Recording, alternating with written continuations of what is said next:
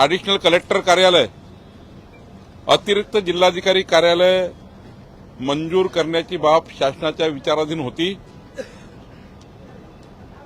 माननीय मुख्यमंत्री देवेंद्र फडणवीसजींनी आणि मंत्रिमंडळाने 11 अतिरिक्त जिल्हाधिकारी कार्यालय मंजूर केलेले आहे आणि यामध्ये आज हे जिल्हे कुठले असणार ते 11 जिल्हे आज आम्ही जाहीर करतो आहे, ज्याला ॲडिशनल कलेक्टर कार्यालय मिळणार आहे। यामध्ये ठाणे जिल्हा, रत्नागिरी जिल्हा, पुणे जिल्हा, सातारा, सोलापूर, जळगाव, नांदेड, अमरावती, यवतमाळ, बुलढाणा आणि नागपूर या 11 जिल्ह्यांना आता ॲडिशनल कलेक्टर कार्यालय मिळणार आहे आणि 2 ॲडिशनल कलेक्टर आमच्या जमाबंदी आयुक्ताकडे 2 ॲडिशनल कलेक्टरच्या पोस्ट आम्ही नव्याने दिलेल्या आहेत।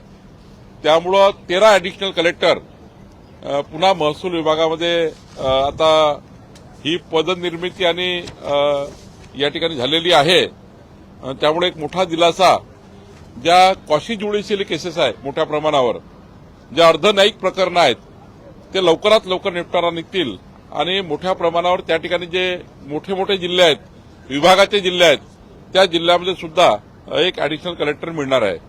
सोबतच आता आपल्याला माहिती आहे की मोजणी प्रकरणामध्ये 60 दिवस लागतात मोजणी करायला आणि त्यामुळे जनतेमध्ये असंतोष आहे। आमच्या आता भूकर मापक जो आहे ती जी संख्या लक्षात घेता आम्ही नवीन आकृतीबंध केला आहे, पण तरी या राज्यामध्ये ज्या पद्धतीचं डेव्हलपमेंट चालू आहे, ज्या पद्धतीचं भूसंपादन सुरू आहे, ज्या पद्धतीने वेगवेगळे पोटहिस्से करावे लागतात आहे आणि मोठ्या प्रमाणावर आदिवासी वनजमिनीमध्ये सुद्धा आता पोटहिस्से आहेत, त्यामुळं राज्यामध्ये आता शासकीय भूकर मापकासोबत खाजगी भूकर मापक आता आम्ही राज्यांनी अलाव केलेले आहे। आता आमचे जिल्हाधिकारी SLR बसून त्या जिल्ह्याला किती भूकर मापक लागतील खाजगी याची नेमणूक करणार, त्यांचा क्वालिफिकेशन ठरवणार, त्यांचं प्रशिक्षण घेणार आणि मग आधुनिकीकरणातून जे रोव्हर्स आले आहे या रोव्हर्सच्या माध्यमातून या ठिकाणी राज्यामध्ये मोजणी राज्यामध्ये खाजगी भूकर मापक सुद्धा आता मोजणी करू शकतील। पण हे खाजगी भूकर मापक आमच्या शासकीय भूकर मापकासोबत काम करतील आणि आपल्या विभागाचा विचार आहे की पुढच्या काळामध्ये 2 महिने 3 महिने इतका जो मोजणीला काळ लागतो, हा पुढच्या काळामध्ये 15 दिवसामध्ये जमिनीची मोजणी झाली पाहिजे। राज्य 15 दिवसावर शिफ्ट झालं पाहिजे। आधी मोजणी, मग रजिस्ट्रेशन, नंतर फेरफार, 1 महिन्याच्या आतमध्ये ही पूर्ण प्रक्रिया झाली पाहिजे, जेणेकरून मोजणी, जे काही तुम्हाला रजिस्ट्रेशन करायचं असेल ते रजिस्ट्रेशन आणि मग मात्र तुमचे फेरफार म्हणजे म्युटेशन असं या ठिकाणी आम्ही करण्याचा विचार करतो आहे। राज्याच्या जनतेला असंतोषाचा सामना करावा लागणार नाही याचा विचार महसूल खात्याने केला आहे। किती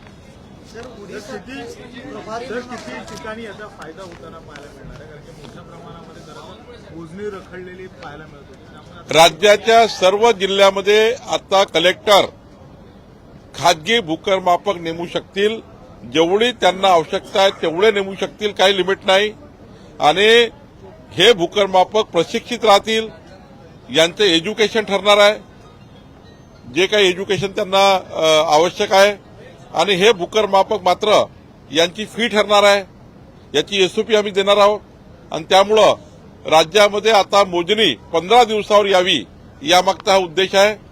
यामध्ये खाजगी भूकर मापक मात्र आमच्या शासकीय भूकर मापकासोबतच काम करणार आहे। नवीन जबाबदारी पुन्हा एकदा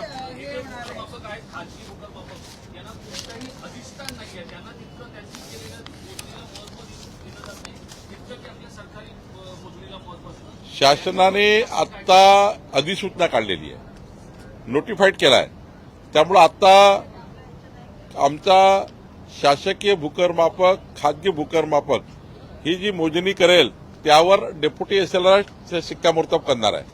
त्यामुळं हे एक ॲडिशनल एक मॅनपॉवर आम्ही या ठिकाणी उपलब्ध करून देतो आहे, जेणेकरून मॅनपॉवर अभावी ज्या मोजण्या रखडलेल्या आहेत त्या पूर्ण होतील। पांधन रस्त्याची मोजणी आहे, पोटहिस्से मोजणी आहे, ह्या सर्व मोजणी आणि त्यामुळे याला अधिकृत आता मान्यता दिलेली आहे। अधिकृत मान्यता देऊनच आज या ठिकाणी आम्ही त्याची अधिसूचना जाहीर केली आहे. नवीन जबाबदारी आहे ती मिळालेली आहे.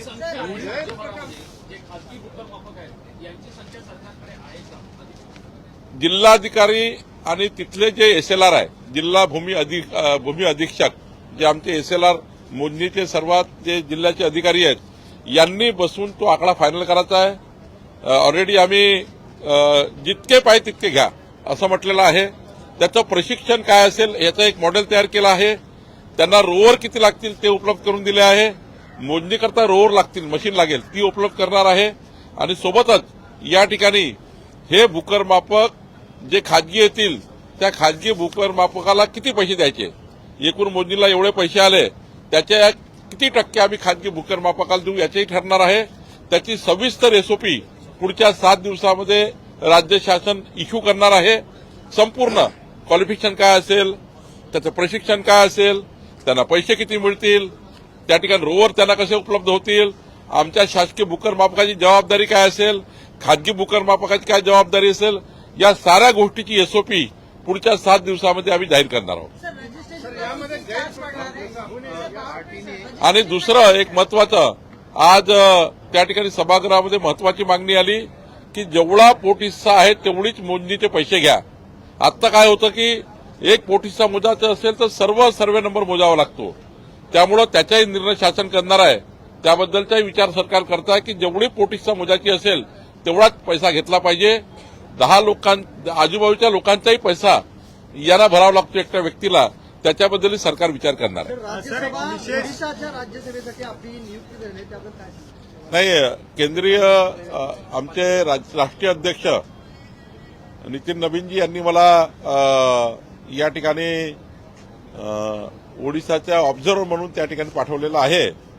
या ठिकाणी मी उद्या ओडिशाला जाणार आहे आणि एकंदरीत आमचे जे त्या ठिकाणी मतदार आहेत, आमचे विधानसभेचे सदस्य, यावर आमच्या 3 सीट आहेत.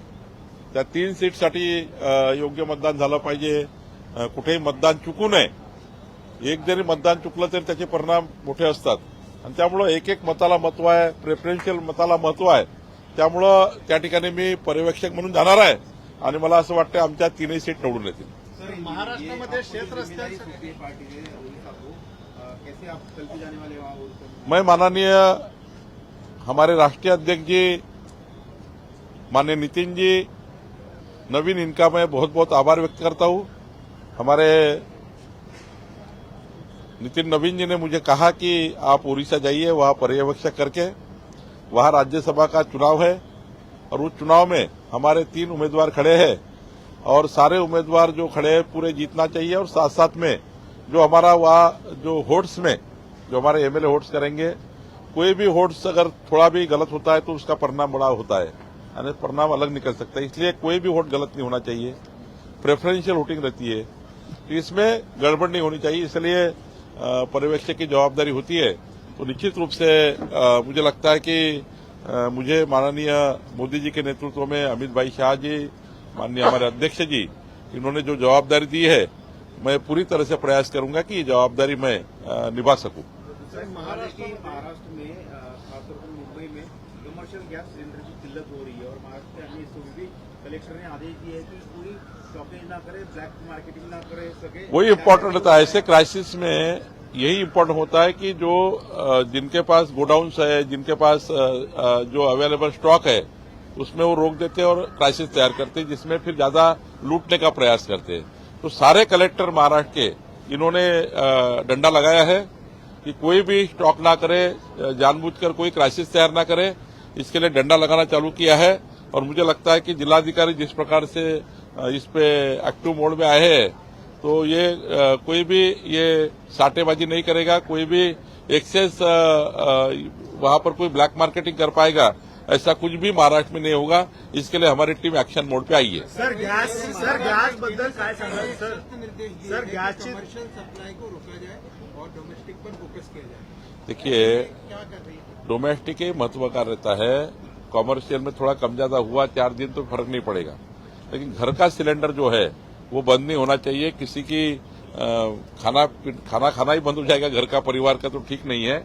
इसलिए कॉमर्शियल थोड़ा इतना बड़ा युद्ध चालू है, उसमें जहाँ से ये सप्लाई होता है वहां पे अगर अड़चन है तो मुझे लगता है कि थोड़े सरकार बंधन डालती है, कुछ दिन के लिए बंधन होता है, तो निश्चित रूप से हम आशा करेंगे कि जल्दी ये थोड़ा जो अड़चनें आई है वो दूर हो जाएगी। कांग्रेस इस पर राजनीतिक सवाल उठा रही है, कह रही कि सरकार का केंद्र सरकार की विदेशी पॉलिसी फेल हुई है, उसका ये नतीजा है कि सबको परेशानी हो रही है।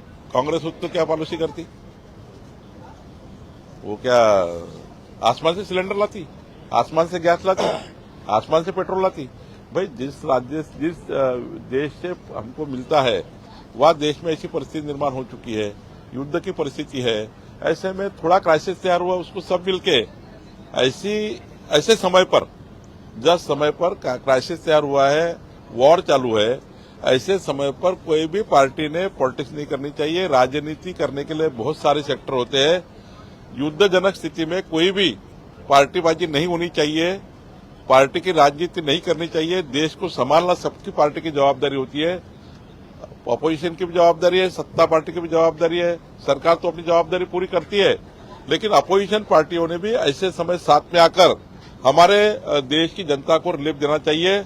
और ऐसे में टीका टिप्पणी करके सरकार पूरी तरह से एक्शन मोड में है, एक्टिव मोड में, ऐसे में सरकार को जानबूझकर क्रिटिसाइज करके जनता में संभ्रम तैयार करने की बात कांग्रेस पार्टी और नेता कर रहे हैं, ये ठीक नहीं है। उल्टा ऐसे क्राइसिस में एक साथ मिलकर हमें इस संकट को निपटना चाहिए।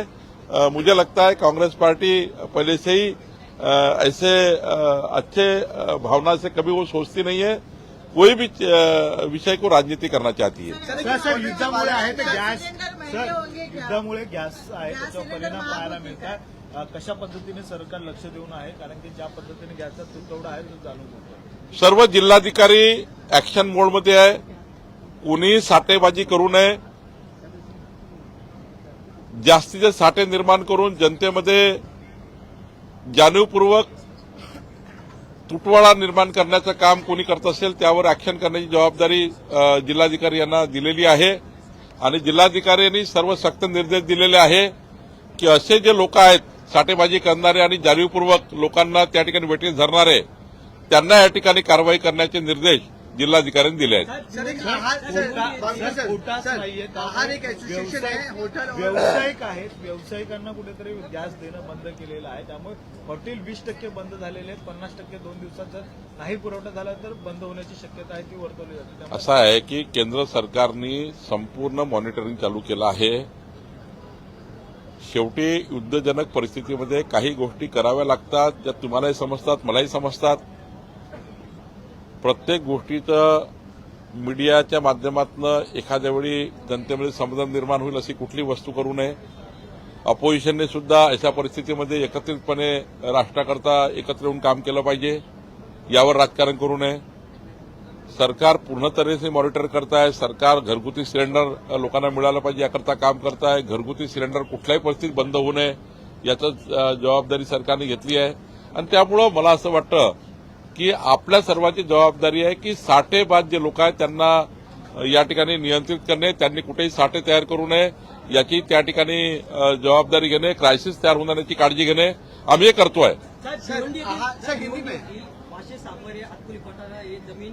शासनाने भूसंपादन केलेली आहे, त्यासाठी शेतकऱ्यांची अशी मागणी आहे की सिडकोचा मोबाईल त्यांना मिळेल.